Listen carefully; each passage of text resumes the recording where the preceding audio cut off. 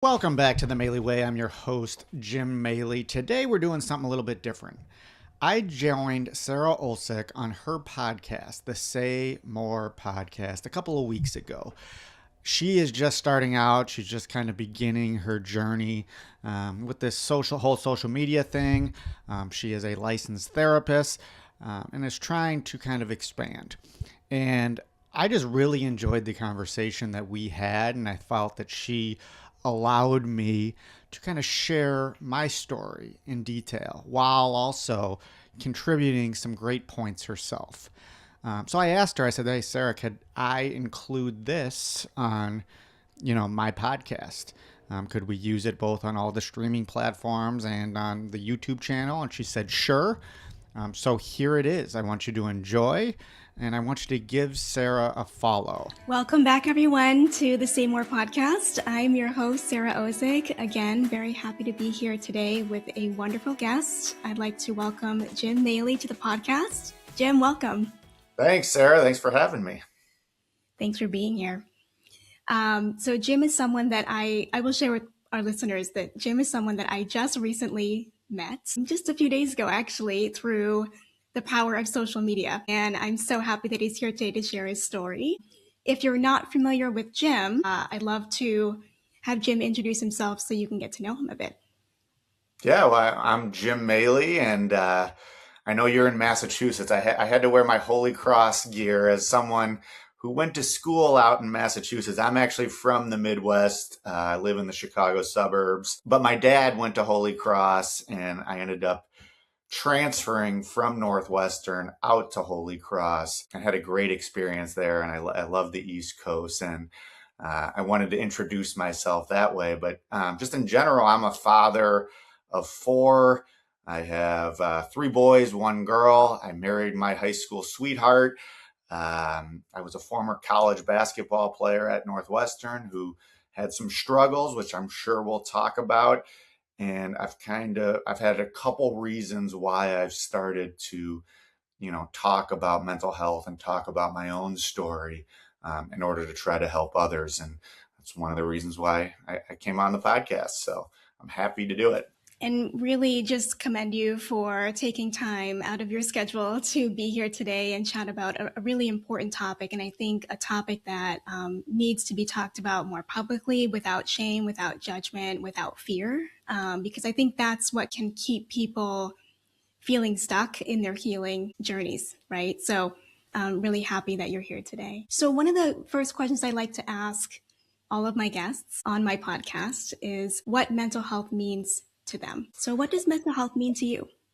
I think mental health I like to think of it as just health, because I think a lot of people kind of separate, the physical side and the mental side. But I teach health class. I'm a PE teacher. And I think the mental side of things is just as important as the physical side of things. And in fact, maybe even more important. And I just try to address it with my students that way. And I try to be really open and honest. And I think mental health for me is just being comfortable in your own skin. And part of that for me has been finding a purpose. And the purpose for me has been, going around and sharing my story to try to help others. And to me, that has improved my mental health tremendously. Just being open and honest and not afraid. It's been a form of self-care for me. And it's almost like you're being kind to yourself too, right? So I think for many people who experience symptoms of mental illness or know someone in their family that, struggles with mental health, I think there can be this perspective that, or this reality even, that we're very hard on ourselves. We should be doing this. We should be doing that. Why aren't we in a better place? Why am I struggling today to get out of bed? Why can't I have the energy to take a shower? And I'm really glad that you said this, because part of mental health, caring for ourselves, is being kind and speaking kindness to ourselves. So it sounds like you've really found some purpose in that. Yeah. And I think to go along with what you were saying, I always talk about like the comparison game. And one of the things that prevented me from getting help was I was comparing my situation. Like I grew up in a good area. I was a good athlete. Things were going great. So I was comparing that to like when I was teaching in the inner city in Chicago. And I was, we had like, I had like 5 or 6 students shot and killed. And I had all these kids who I was teaching who lived in tough environments. So I was comparing myself to that. And I was like, I don't deserve help in a way. And I think when you're struggling, that's one of the worst things that you can do is kind of compare yourself. I think it's great when like I'm doing well and I'm like looking around and I have gratitude for what I have. But when I am deep down in that state, it is one of the worst things that you can do is kind of compare yourself to others. And I struggled with that for a long time. Yeah, it's a great point. I think this would be a nice segue to kind of talk a little bit about your personal journey, and kind of share with our audience what mental health has been like for you. Yeah, so I mean, it's been a long journey, and I finally think I got it figured out in a way. But I really struggled when I was young.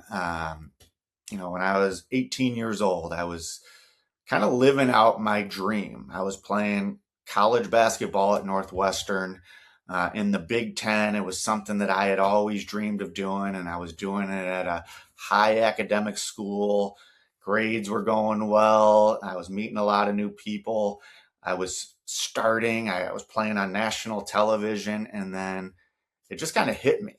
And I didn't know what it was, but like I was sleeping for like 16 hours a day and I was becoming like pretty irritable.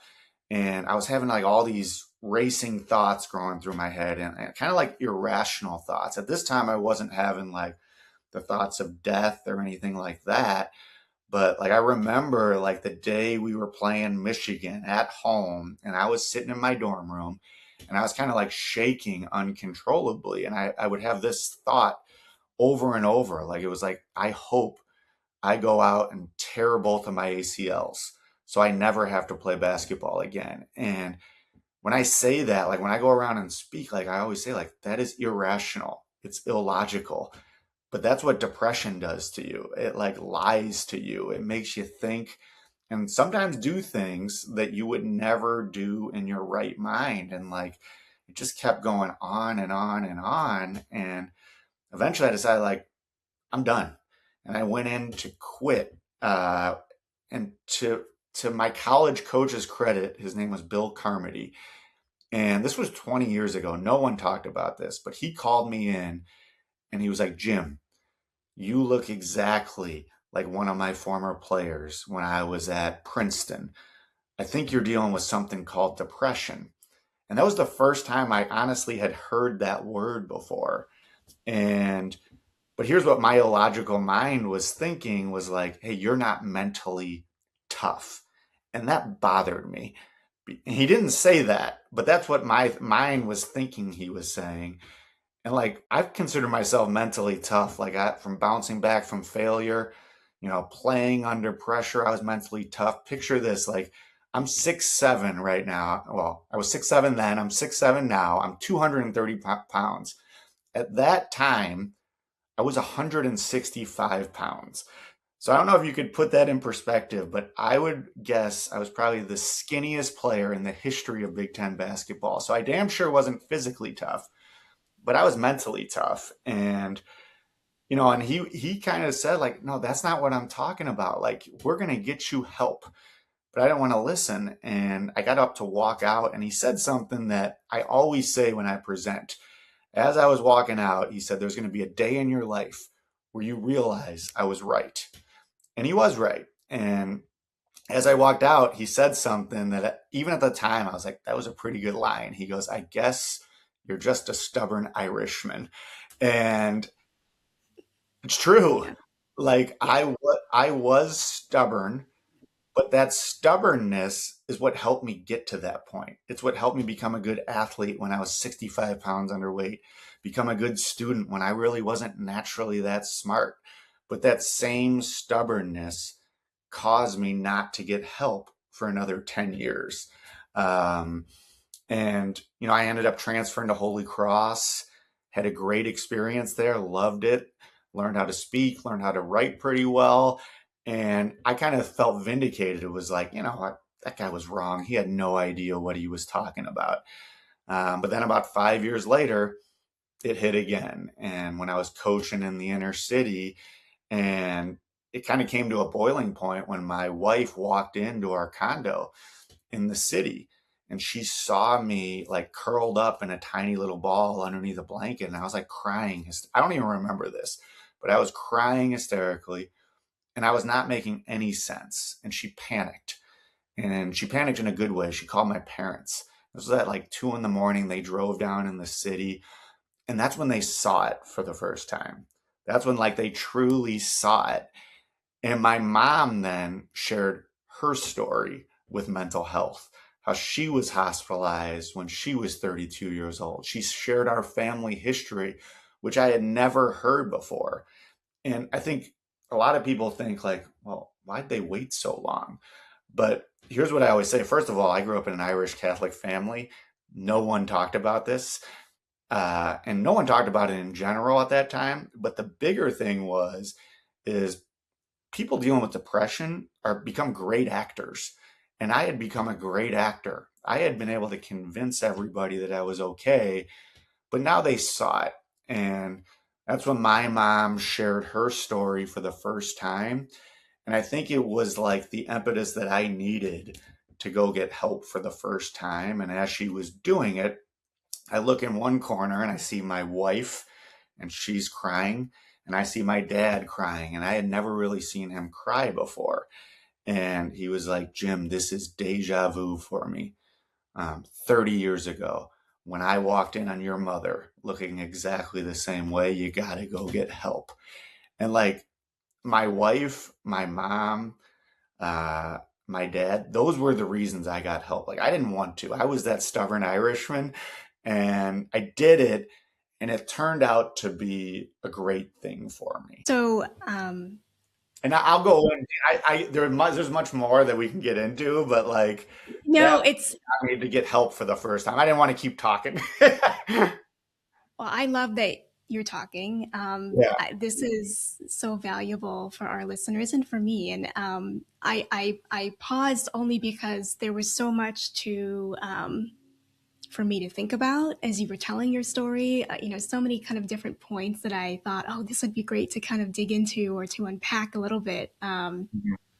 I think, first of all, thank you for sharing your story. Coming onto a podcast as a former athlete, talking about mental health already is an act of destigmatizing behavioral health. So this is huge. Breaking a lot of stereotypes and stigma, I think, around mental health. So I want to kind of back up a little bit. You talked about your first experience hearing about depression, kind of in your coach's office, him sharing that word with you, didn't really have the language for it. What was that like to hear someone else say, "Hey, I think this is what you're going through"?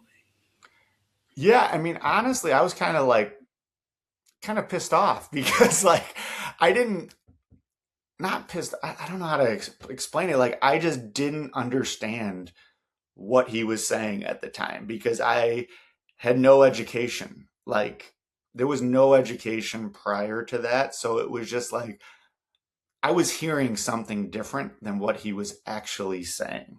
Like I said, like I was hearing like you're not tough. And that's kind of I know I mentioned this in what I wrote to you, but that's kind of one of the myths that I want to clarify. Like to me, Yes, please do. Please yeah, clarify this. like I used to think like you were soft if you one struggled, two if you asked for help. Like again, the stubborn Irishman in me. I used to think that. And now I don't think I was soft because I struggled.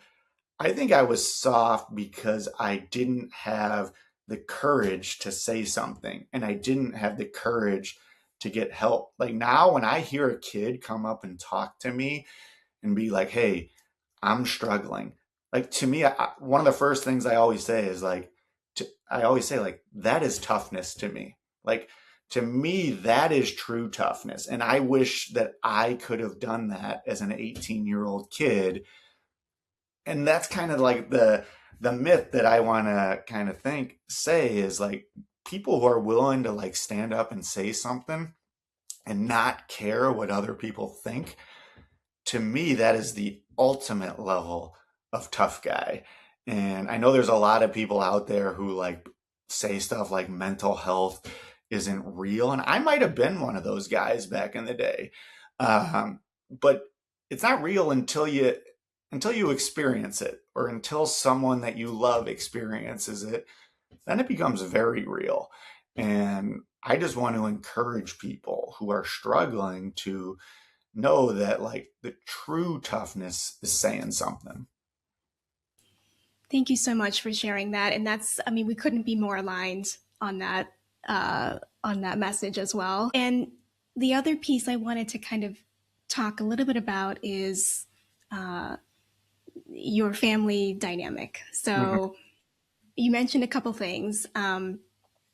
The Irish side of your family Mhm. and kind of culturally what that meant around openness of mental health or lack of openness around mental health. And then this moment in your journey where you were kind of at a very low point and your mom shared her journey as well.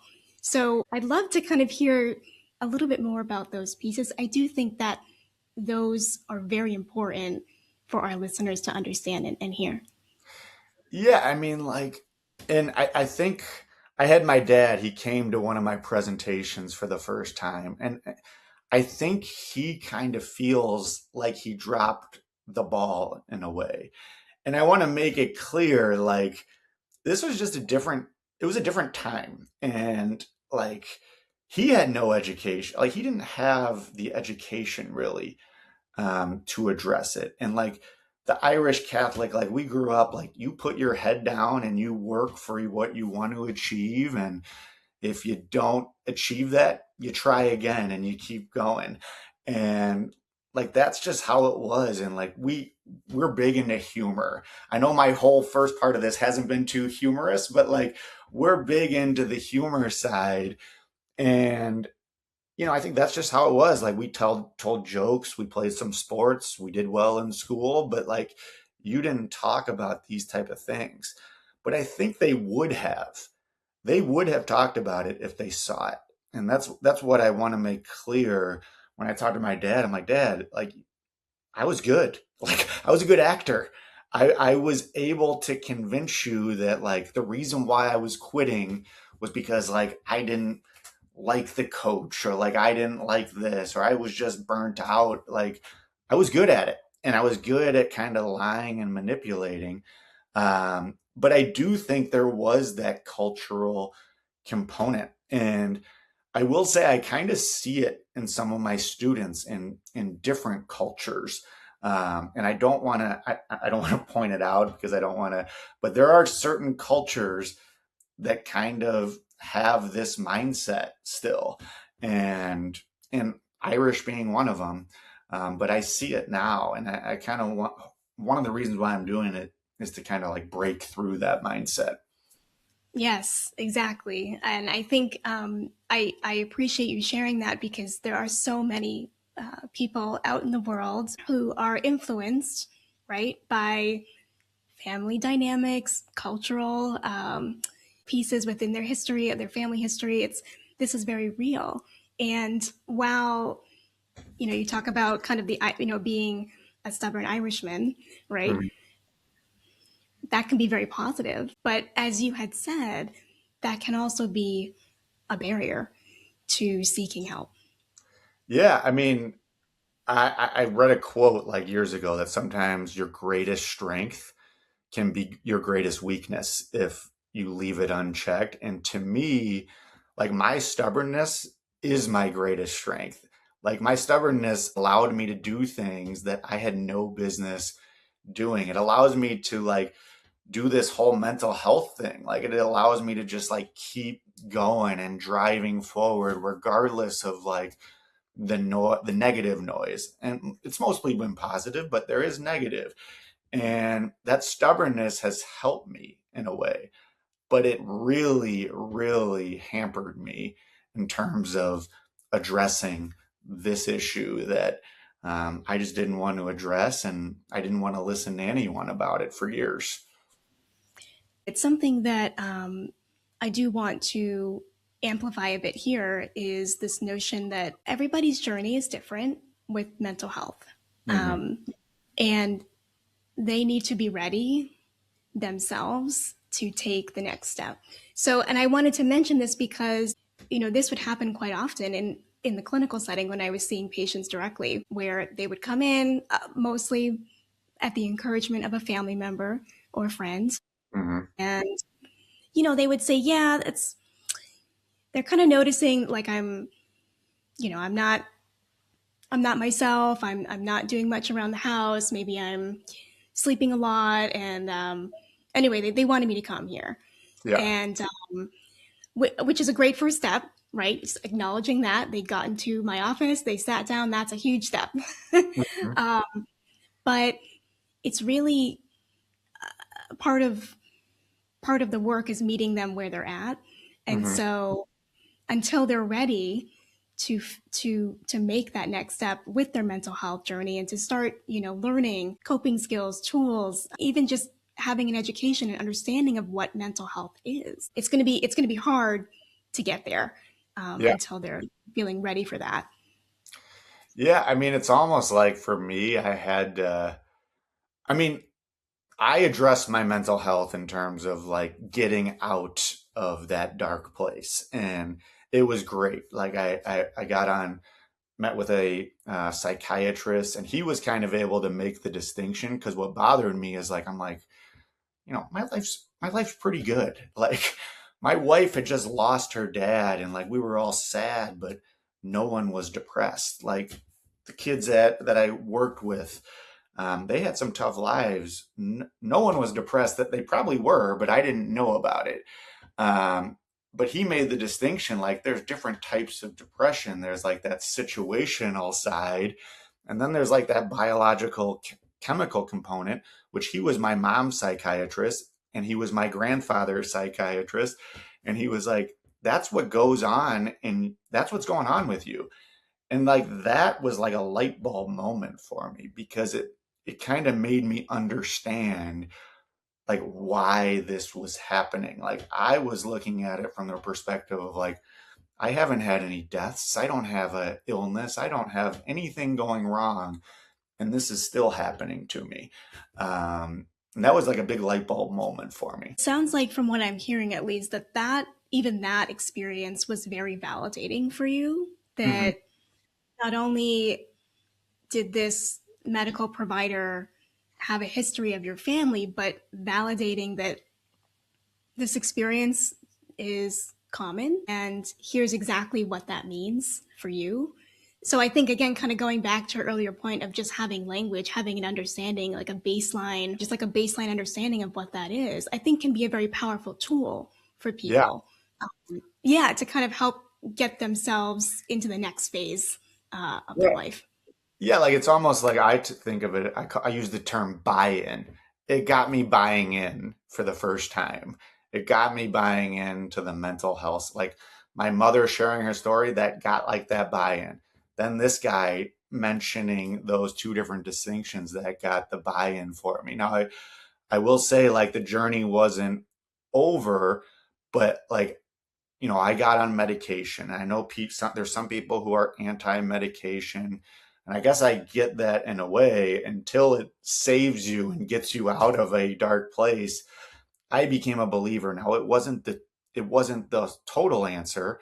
I don't think I figured out the total answer till years later, but at least it got me feeling back to my normal self. And in fact, it got me feeling better than my normal self.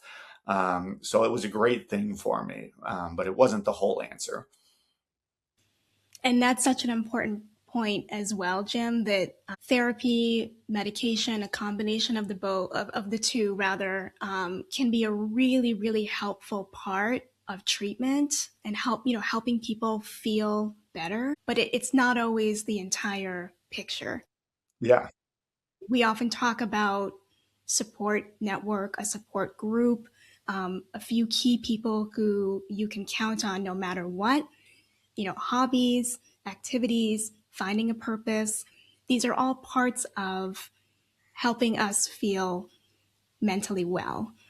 Yeah. Yeah. And I think the big thing too is the fact when I started being open and honest about it, like when I go around and talk, I'm always like, this isn't necessarily for the person who's in a deep state of depression. Cause like when I was like that, I was not listening. Like there was stuff going on in my head. I was not listening. It's more for all of you people around that person to, I call it the tells. I call it my depression tells. It's things that I can't see for myself, but like now my dad knows them. My wife knows them. And like one of the things for me, a depression tell for me is that, like, let's say you ask me a simple question, like, what color is my shirt? Instead of just saying purple right away, there will be like a split second hesitation. And that is one of the things that my dad looks for. And he's like, I think you're going through it right now. And usually he's right. And it's just like that simple tell that maybe is just nuanced with my experience. But I think we all, like people who struggle, all have them. But it's important that you're open with the people around you because I think they could be your greatest advocate in a way. Again, we fully align on this message, and that's why I love having you on this podcast. It's so nice to find like-minded people in this world, and it can feel very much the opposite of that Hmm. for many people. So the more that we can talk about this, share people's stories, I think the more that we can all find validation, connection, and support. And for me, that's the purpose why I'm doing this podcast. Yeah. It's not about me. I don't want it to be about me. This is Yeah. about my guests and their Yeah. stories. Well, and I think it's true. Like, I'm a man, you're a woman. I'm from the Midwest, you're from the East Coast. Like, we might have different views. I don't politically, but it doesn't matter. Like this is something that I think everyone can get behind in a way because, and it's not necessarily that everyone experiences it, but you'll know someone who does. And you can be someone that supports them as opposed to making them think that they got to keep it in themselves. And that's a nice segue too. I'd love to hear a little bit more about your decision to start speaking engagements and kind of telling your story more publicly. If you would share a little bit of that with our audience. Yeah, so like after I got help for the first time, I still kept it pretty close to the vest.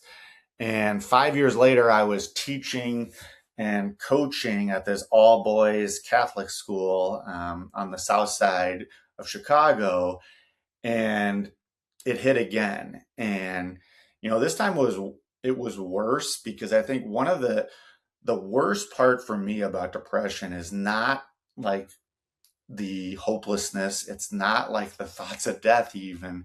It's that it completely takes away my ability to think logically and make decisions. And that's what was happening to me. Like I was sitting in front of my computer trying to make practice plans for practice.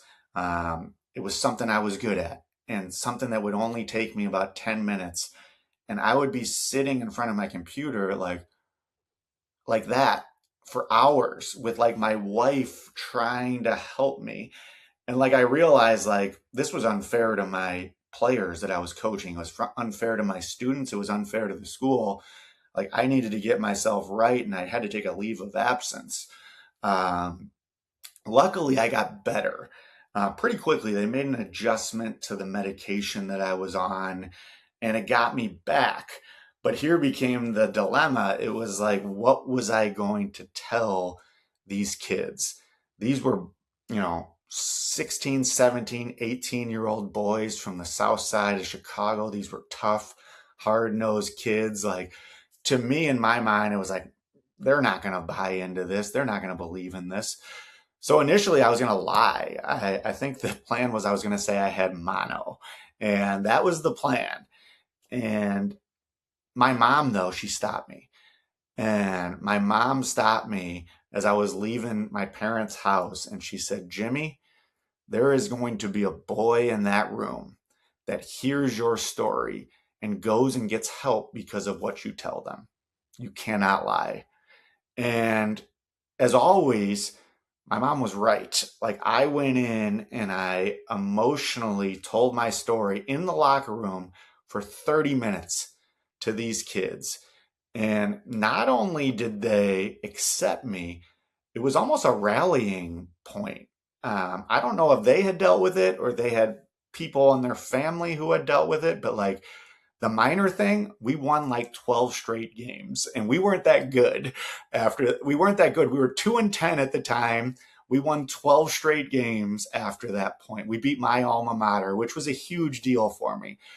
But the bigger thing, the big deal was about a month and a half later, I get a knock on my office door, and one of my players walks in, and I could just tell. I could just see it in his face. I could see it in his eyes, and I knew. And I called him in, and we talked for like 30 minutes, and he was really struggling. And we ended up getting him the help that he needed with our school psychologist. We called his mother. They connected him with a therapist, and he got better. And he ended up playing for us later that year. And I always think back to that moment, and I'm like, this was a kid that I yelled at. This was a kid that I had made run. This was a kid that I had gotten on. Would he have gotten help if my mother hadn't convinced me to share my story? Maybe, but I think most likely probably not.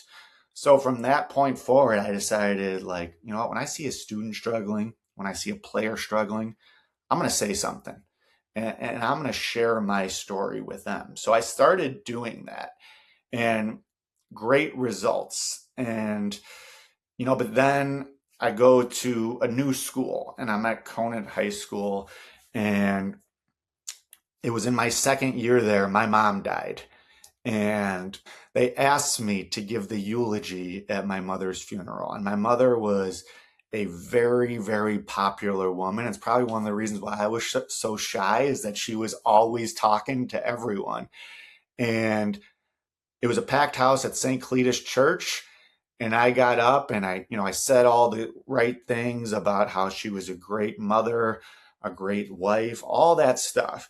But then I closed, and I was kind of debating whether or not to do this, but I closed with how she helped me the most. And how she helped me the most was convincing me to get help that first time, and then convincing me to share my story. And me and my wife joke around about this a lot, but like at that point, this was only 7 years ago, I knew no one who struggled with mental health besides myself. But after that point, I knew a lot of people. And the reason why I knew a lot of people is because they started telling me, they started texting, calling, stopping me in public, being like, hey, I was at your mom's funeral. Thank you for saying something. So after that point, that's when I decided, like, you know what? This is helping people. I got to do it on a bigger scale. And I started speaking at my own high school, and great results, like amazing results, like life-changing, life-saving results. And then I did it at another school. But then COVID hit, and that completely derailed me, and it got me into my deepest, darkest time. But it also saved me in a way, because it made me realize that I had to focus on more of that self-care aspect. And it took me a couple more years, but then I got back to speaking again. And now I've been going around talking, um, doing podcasts, my own podcasts, and like my buddies who I grew up with are like laughing, because I was the quietest kid that you ever wanted to know back in high school. Like, the first words that I spoke to a girl were to like my wife when we were a senior in high school. Like I was not this person and now I'm doing this, but I'm doing it because I see the power that it has. So I think it's a wonderful example of the power of speaking up and speaking out, especially from a position of not only lived experience, but of also being in the public eye, the Hmm. immense power that that has, and the ability to impact others as well. You know, it makes me think about the singer songwriter Noah Kahn. Hmm. And I think, actually, I think you and I talked about this before this podcast that um, I had watched his documentary on Netflix, Yep. and if listeners have not watched this, please watch this. It's an amazing documentary. It's called Out of Body, and Noah very candidly talks about his experience with mental health. Not Hmm. only that, but also body dysmorphia Yep. and the challenges and struggles that he went through. And it also frames how he found meaning again and his what it means to him to make progress in his life around being mentally well. And I bring this up because this is the exact reason why we need strong voices like you, like others in the public eye, to share about this topic because we can't destigmatize mental health without reducing shame. And Hmm. we can't reduce shame without being comfortable. And we can't be comfortable without talking about it. So all of these steps have to happen. And for you to be in that position now is truly a gift. And I love to hear the impact that your story is having for others. Yeah, no, and it's well, to get to Noah Khan, like I had a colleague that had been telling me like, Jim, you got to get into this guy. Like this guy's right up your alley. And she's like a 25-year-old girl, and I was like, whatever. Like this is probably a young person's person. But then I did watch. I haven't finished it yet, but my wife was gone. I watched the documentary, and I was like, oh, I really like this guy. Well, one of the reasons I really like him too is I felt like I like the self-deprecating humor, and I feel like he's Yes, able to bring that in along with the serious stuff. And to me, totally.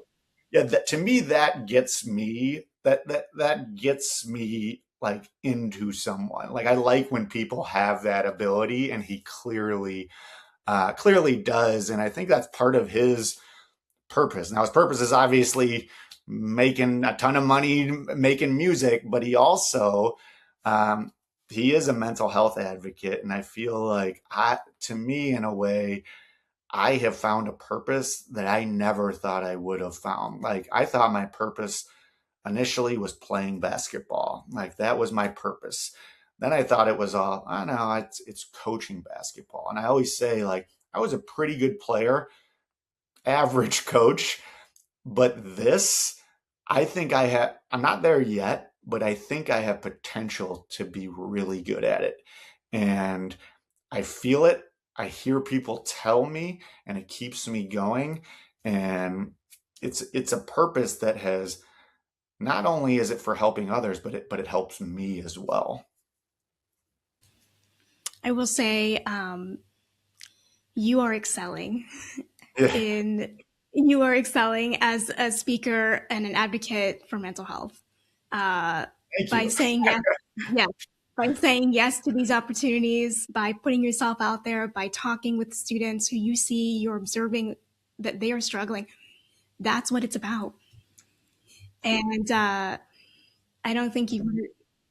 Well, I'll tell you this, like one of the things that got me back because that COVID, that was like when the suicidal ideation started happening. And one of the ways that got me back, I ended up stopping coaching and I stepped down. And this guy from the Daily Herald, which is a newspaper in Chicago, he called me up and asked me why. And I went into it. And he goes, Jim, this is amazing. I love that you're saying it. Do you really want me to publish this? And I said, yes, I do. because there's probably someone else out there who struggles with the same thing. And about 2 days later, I get an email from a former student who I had never met before, but she was a student at the high school that I went to. And the top of the email said, "Mr. Maley, you saved my life."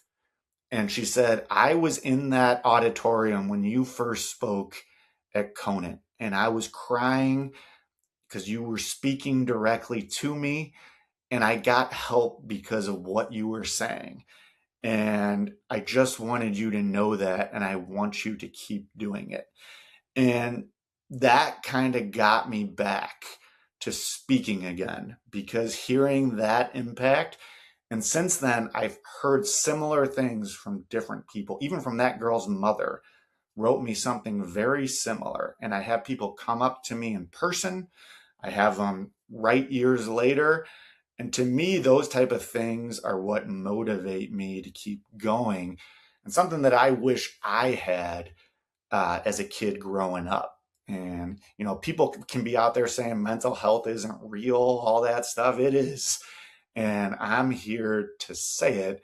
Um, and luckily, I think it's registering with people, and not just kids. A lot of times it's been adults, like it's been the teachers in the room, or when I go and speak to a group of adults, sometimes I think it's even more impactful because those adults, kids kind of get it a little bit more in my eyes. Like they understand it. They have been educated. You said the language, like they have a little bit more of the language. Now it's not there completely, but to me, it's better than like the 40-year-old men like myself who didn't grow up like that. And I've gotten that out of it too, is hearing them saying like, "Hey, I get it. You really helped me today." And I think that's cool. So, a couple things I just wanted to touch on here. Thank you for sharing your perspective. I think the kids now get it because they have us. Yes. They have us. They have people in their corner shouting as loud as we can for them and to be a support for them about their mental health, right? So that's number one. Yes.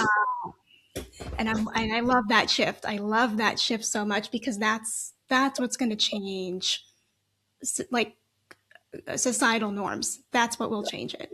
Um, and to go back to your point, 20 years ago, even myself, like growing up, that mental health was not a topic people Yeah. brought up, uh, especially like high school, college. Um, it just wasn't around. And we as a society, I think, have really evolved past that point. I see it even on social media, right? Podcasts, singer songwriters talk. I mean, it's out of the shadows now. Yes. And what a gift that is, because the more that we heal and we talk about this openly, the more that our kids and their kids won't have to go through what we went through. Yes. And one of the things that I always say too, like when I speak, I lead with a disclaimer, because I had this student who came up to me once. I don't know why they said it. It was like during class, and they were like, "Mr. Maley, you're just a gym teacher." And I was like, you know what? I'm going to use that line. So I lead with a disclaimer like, "Listen, I am just a gym teacher, and I don't want like the mental health professionals thinking that I'm trying to infringe upon what they do. I like consider myself the Jerry Maguire of depression. Like I'm that agent to try to get, someone in that audience to realize that, hey, I'm struggling. I need to go get help." Like, and sometimes they'll come up to me and I'm like, "Listen, I will talk to you, but I'm not that answer. I am the person to get you to the answer. But I will talk to you because sometimes I do think it's beneficial to talk to someone who has struggled. And I will talk to you about that till till midnight, but you need to go get help." And I always like try to say that so that people understand like I get my role, And I'm just trying, like, as a sports analogy, I'm trying to be an all-star in my role and get you to the superstars who can really help make the change. And I will say that the mental health providers of the world, myself included, Hmm. we need people like you. We need to build a network. I think about it like truly like a net, right? So if someone's falling, that they've got this really sturdy, strong net underneath them. Now that can't be done with just one person.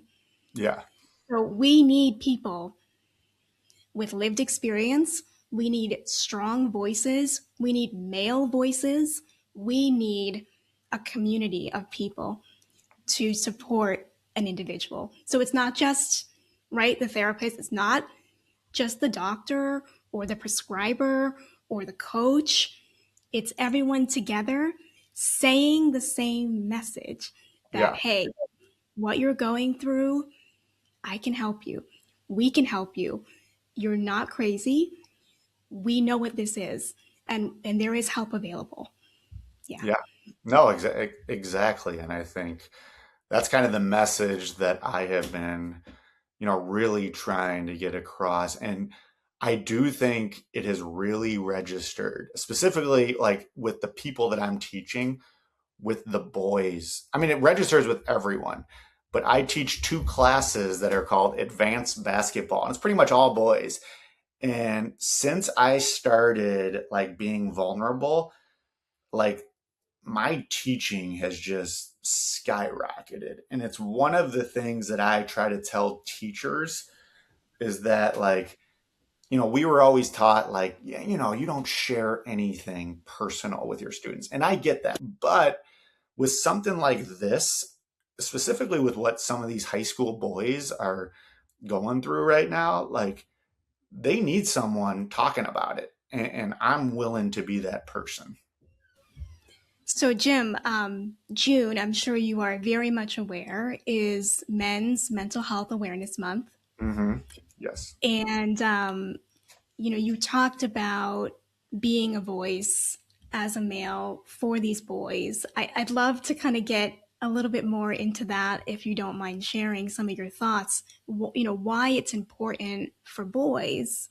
Really, I mean, for anyone, but particularly for boys, to see a strong voice, a male voice in the mental health space. Why do you think that resonates for them? I think it just resonates because I think there is that the stigma is still there for everyone. But I think the stigma is still much greater right now for those boys and men. Like, you look at the statistics, I don't have them in front of me. But when I teach health class, we go through them, and like, boys are not getting help and they're dying by suicide way more. And I think sometimes seeing someone who, they respect or they kind of look up to, I think that really helps. And I'm not, I do think the fact that, you know, I played college basketball, I think that helps me kind of get the buy in. I think the fact that I'm 6'7", I think helps get the buy in. Like, during class, I still play with these kids and I like talk trash to them and they like it. Like, it's like, it gets me the buy in so that when they're struggling, they like think like, hey, Mr. Maley's someone that I can talk to. And again, it's not the answer, but then when they come and talk to me, I can then bring them down to, one of the social workers at the school, and they can get them the help that they've needed. And it's happened over and over again. So, what I hear you saying is that you are a safe person for these boys. Yeah, they know I'm not going to judge them. Like, I'll talk trash to them about their jump shots, but I'm not going to talk trash to them about this. And you know what? You need that banter. You need the humor. You need the digs. Like that's also, I think, what some boys respond to. But but truly you are also a very safe person for them. And I think that's one of the myths that I want to dispel, especially around Men's Mental Health Awareness Month, is it's okay to be a man who expresses vulnerability. Yeah. It's okay to share your struggle, and that does not make you weak. In fact, you become a safe person for someone else Yeah. to then feel comfortable with. So I wanted to just mention that as well. And what a great example you are for your students. Oh, thank you. I appreciate that. Yeah. Any other myths that you would like to kind of get at today, that you would like to share with other people just around mental health, men's mental health? Would love to kind of hear your perspective. Yeah, I mean, I guess, when we're talking about like suicidal ideation, like during COVID, that was the first time where I felt like my natural chemical depression and then like a situation really kind of bothered me. And it kind of like collided, and it was depression on steroids in a way. And, I started having those thoughts. And I started having those thoughts of like when I was driving to school, just like driving off the side of the road. And like I had two kids at the time, a wife, a great wife who loved me. And I'm thinking about doing this. And fortunately, I told my wife, and she ended up saying like, "Hey, no more temporary solutions. We need to find a permanent one. You need to be hospitalized." And it turned out, as much as like I was thinking it was going to be like, have you ever seen One Flew Over the Cuckoo's Nest? Yes, So yes. that is like my impression. I thought it was going to be like a One Flew Over the Cuckoo's Nest situation, but it was actually a great thing because I saw all these people who they weren't crazy. Like there were some super successful people that were in there with me and who were going through something very similar. And like I learned in there that I needed to be more preventative. Like I needed to not just be reactive to when I got super depressed. I needed to prevent it from happening. And I learned some different tools in there. One, they got me in touch with a therapist, which the therapist really helped me during the COVID time. Now, what's cool about the therapist is she was like, "Jim, you graduated. Like you get like she didn't keep me there to like burn me for every dollar that I had. She was like, "I think you got it. And if you ever want to come back to me, I am here for you." And I thought that was awesome.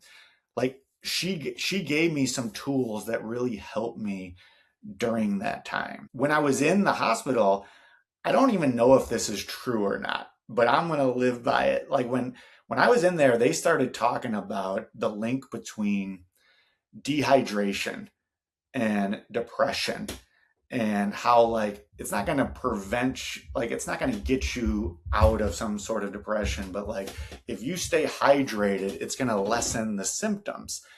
And when I was in the hospital, I was like in this meeting, and I like snapped up and I was like, holy shit, I have been dehydrated my whole life. Like I was a milk drinker, and we just did not drink water. Like coaches back in the day said you were soft and like whatever. And so from that point forward, I started like being relentless, staying hydrated. And, I don't know what it's been, whether it was those tools that my therapist gave me, whether it was the adjustment to medication, whether it was like these self care tips. But once I got out of there, like I have never been better. And I always say I'm a gym teacher, not a scientist. I'm not going to conduct experiments to figure out what it is. I'm just going to continue to keep doing those things. And I always say, I think it's nuanced. Like it's a nuanced thing, both in how it comes about and how it's treated. So when I share my story with kids, I always say that, like, hey, this worked for me. That doesn't mean it's going to work for you. But what isn't nuanced is that you can't do it alone. That is something that I think is across the board for everyone. And I really appreciate you sharing such a vulnerable part of your mental health story with, being hospitalized at an inpatient psychiatric facility, and really dispelling the myths around what that experience can be for people. I wanted to just touch on a point that you said earlier where you were hospitalized with many different people, right? From probably all backgrounds, walks of life, professions. And something that's important to understand is that mental health does not discriminate. It affects, it can affect everyone and anyone. Yeah. And so that's a myth that I like to really challenge, both, in my professional role, but in my personal life too, that, um, I mean, as you said, you can be a professional athlete and struggle. Yeah. And, for me, when I was seeing clients directly, it was in a community mental health setting. So, I mean, we would have folks walking in directly from the community that I was serving. And I would see firefighters, fishermen, police, military, former NFL players. Mhm. Um, I would see uh, literally everyone Mhm. because it doesn't discriminate. It can happen to anyone, and we need to be there to support anyone that's looking and seeking for seeking treatment or seeking help, I Yeah. should say. I feel like this your little thing is the exact one of my PowerPoint slides when I present is like depression can happen to anyone at any time. And I always say, like, it doesn't matter black, white, gay, straight, rich, poor, it doesn't care. And I think that's something that people need to know. And I think it's kind of like that whole getting back to that whole comparison thing. Like, you can't compare what's your situation to others because it can affect anyone at any time. And sometimes when you compare, that's going to cause you not to get help. We're all running our own race, but it doesn't have to be alone. Yes. Yeah, Yeah. exactly. So, one of my last questions for you, Jim, what would you hope that listeners walk away with from today's conversation? I think, a couple things is that, first, you can't do it alone. Like, I think if you're struggling, you need to go get help. And I don't know what that help is for you. I just know that there are professionals out there who are trained in helping you, and they've been able to help me, and I've seen them help other people. I think you got to learn to trust those people and realize that it's not a sign of weakness. In fact, it's a sign of strength.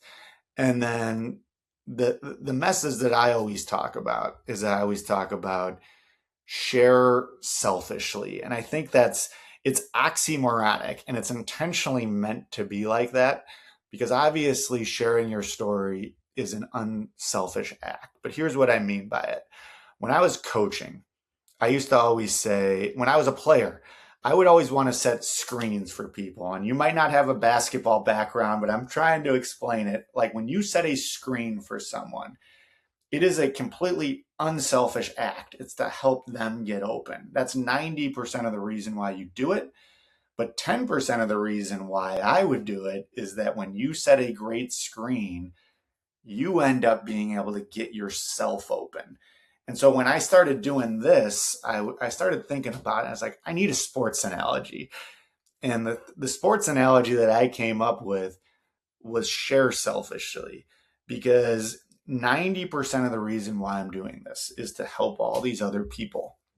But 10% is when I do it, I get a boost. Like I talked to you about this the other day. Like after I was done talking to you, I felt better. I'm going to feel better after this conversation. Every time I go speak in front of people, I feel good about it.